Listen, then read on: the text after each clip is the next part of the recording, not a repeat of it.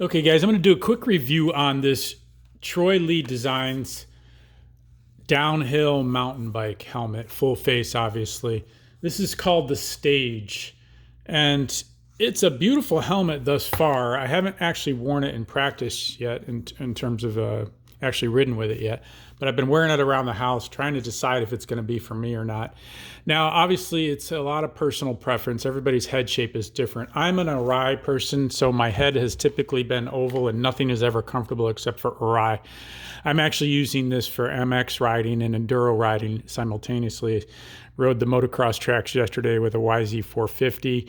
And I love this helmet. Unfortunately, I've tested it a number of times and busted off the visor and taken some really good head hits. Unfortunately, we saw some stars. And then I do ride mountain bike a lot. I did more so in the past, but this Giro, I guess you call it, I've actually liked this a lot. I wanted a little more protection than the basic mountain bike helmet, so I got into this a few years back. And I'm going to touch base on this system that I love, this ratcheting system. But let's go back to the Troy Lee, because that's what I'm trying to get into now. Is I wanted a little more protection than the basic mountain bike helmet, but obviously I was getting sick of wearing an awry full face without the ventilation here in South Florida. So what I'm after is massive ventilation, more comfort. I'm riding an electric Motion Escape these days. I just got that a couple months ago. There's videos on my channel if you're interested in those things. I'm really getting into that. I'm trying to get away from the motocross tracks more so because the attrition and injuries are devastating. And so I'm still addicted to that, but I'm trying to phase into tight trail, slower speeds, and I want to get the comfort. So last time I rode the Electric Motion, I rode this open face. I was at Croom in Florida dropping off some pretty serious stuff. Luckily I didn't fall, so everything was good. But let's go to this thing in detail. Awesome ventilation, very lightweight, obviously in comparison to a full motorcycle helmet. And so I thought it might be a good alternative to add a little extra protection with the full face bar and the helmet that wraps down a little bit more, just even from branches and twigs. We get a little defense off the face and so forth. It got a decent visor on it. But just to make sure you guys know what this thing is in detail, it's the Troy Lee Design Stage. This is the box it came in, and I'll show you the label so you know exactly which one this is. Where did the label go? Hang on one second. Here it is. Okay, so this is the Stage helmet by Troy Lee, and I have an XL to XXL. I always have a big head, I guess. And then the MIPS, and then it's got all this stuff in it, this EPP, EPS, Fiddle Lock, which Fiddle Lock, I guess, is the new clasp instead of the D-rings that you typically have seen on your motorcycles all these years. It's kind of interesting. At first it was a little bit annoying, but now I'm getting the hang of it.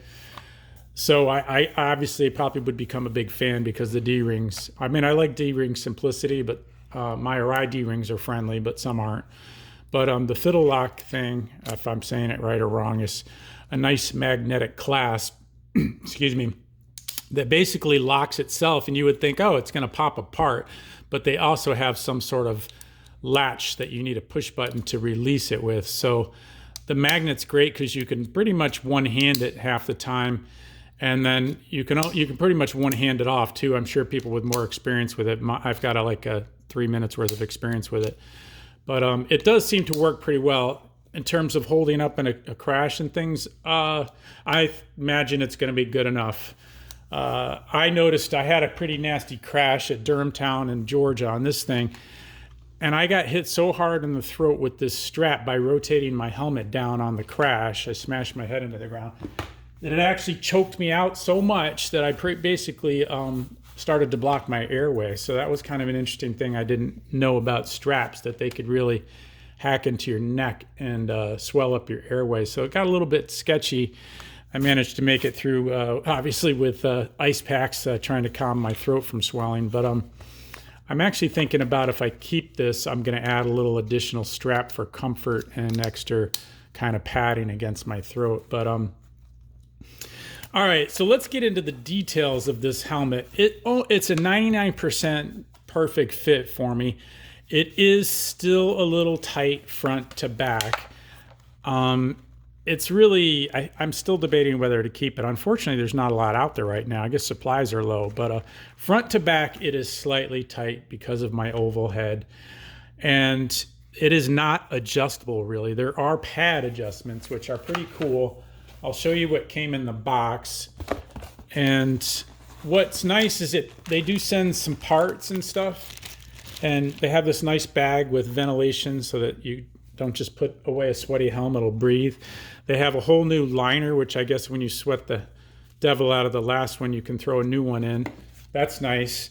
And then they have these additional cheekbone pads. So it actually came with these little, they're calling these 25 millimeter pads. And they have a nice snap system that works really well, I think. It doesn't give you a lot of options as to what direction to put them in, because if they were Velcro, you could obviously put them in any direction. And I think I have them in there in a different, unique direction. I'll show you what I mean. I actually swapped out this larger 25 mil neck thing and put in the smaller one it came with. And then you have fatter pads, the 35 mils, if you need to make it a little snugger. I'm looking for comfort and airflow and getting rid of sweat. So I actually went in with the smallest ones they sent me, which were these little guys right here. These are the 15 mils. So you can see the little snap system. And what I was doing with the strap, I don't know if this is legit or not, but I was doing it anyway. I put the strap behind the pad. I pinched it between these snap areas because I thought it was kind of handy to keep the strap out of the way when you're putting it on and off. And it was a little more comfortable. Now, obviously, in a crash, I guess it'll try to pull on these pads and so forth. I'm just snapping this in there. Okay. So you can see how I did that with the pad. I don't know if that's legit, but the pads that it came with were in there in a different direction. I believe you saw how this one is pointing forward. When they sent the helmet, they had the larger pad, and it was, I believe, pointing backwards because they had it plugged in this direction. Yeah, so it actually was squeezing on my ears too much. It kind of was up under my ears, kind of annoyingly squeezing my ears. And I suppose if you were an earbud wearer, it would be really annoying. At least for me, everybody's ears and heads different shape, obviously. So something to consider is that you can rotate these, switch them side to side and kind of find your perfect fit. There's no law as to how it has to go in there. So, go side to side, forward to back, and you could probably get a little more custom fit out of it. And then there's that neck thing I was telling you about. I put the smaller one in because I need a little more leeway. Again, I'm probably sacrificing a little bit of safety for comfort, but I don't want to be sweating my brains out and being miserable. I'd rather, I'm going to be riding slower with the electric bike in the woods doing the technical stuff. I'm not looking to do massive jumps anymore, like on motocross. The jumps are what are biting me in the ass in terms of accidents and injuries. And pretty much every one of my friends has been knocked out of the business for months at a time, if not permanently, because of that. But so it's a beautiful helmet, I think. I think it's good looking. This was the only thing available in XL. I was going for the other camouflage pattern, but that one was out in terms of the size. It does have an adjustable visor, which I think works pretty well. I actually like them to go down further. I know people say, it does block your view in some instances, but sometimes I actually am after the sunshade down here in Florida, keep it out of my eyes and keep it off my nose and cheekbones, so to speak. So that works well. Doesn't come down as far as I might like. That's okay. I think it feels light. It feels airy. It almost looks like the chin bar comes off, but it does not in this case. And it has that MIPS, which I'm familiar with from my other helmet, which basically just means the inner lining slides around so that you can get rid of some of the impact energy, so you get that rotational movement to disperse the energy over greater planes, I guess. And that came in this older helmet. It was kind of new when I first bought this helmet. The one thing like I said, I really loved about this helmet was this adjustment. It's so easy and so fast, and you can kind of adjust it. Obviously, if you can put tension on an inner strap system, what do you call it, a loop here, you can shape it to your oval head or your broader head. So this becomes, as long as they make the shell big enough, and I like them to put a little soft foam in there just for general comfort without too many touch points, obviously, so that you're not trapping too much air here in South Florida and you're letting it all flow into your sweaty hair, cool you off, or sweaty head. But the strap system to me is the way to go. I'm gonna try to find probably one of these full face mountain bike helmets with the strap system, because that way you tension it down exactly to the shape of your head. So obviously this strap will, as you tighten it, will just conform to your head. That to me is the ultimate way to fit your helmet. And so unfortunately the shell on this is slight, just ever so slightly tight. I might try to plan on it breaking in and just living with it. But I'm a big fan of comfort first. Obviously, I try to buy quality safety like the Aaah. I mean, they're always really high quality and very well respected safety-wise.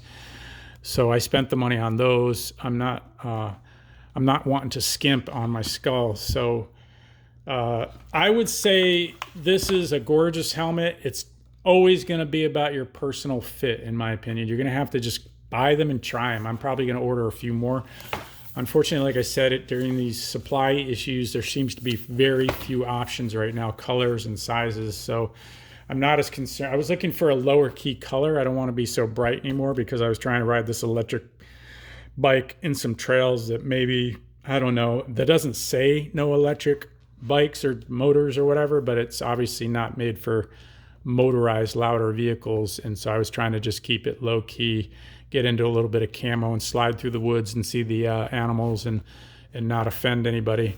So I'm going with a little lower key color patterns. So let's, I think I showed you everything that was in the box. You got the different pads, the headliner, the bag, and then, you know, the technology, it all seems to be pretty similar today. And it's got a couple extra screws here. I think that's a visor thing, adjustment. So, and maybe some stickers here, I don't know. Anyway, overall, I would say it's a very nice helmet. I would highly recommend you give it a shot and see if it fits you. It's just gonna be about if it fits you or not. So I hope that helps you guys. Those are the details I noticed about it. I'm still debating whether to keep it or not, but and I appreciate any likes and subscribes. I hope that helps you guys. Take care.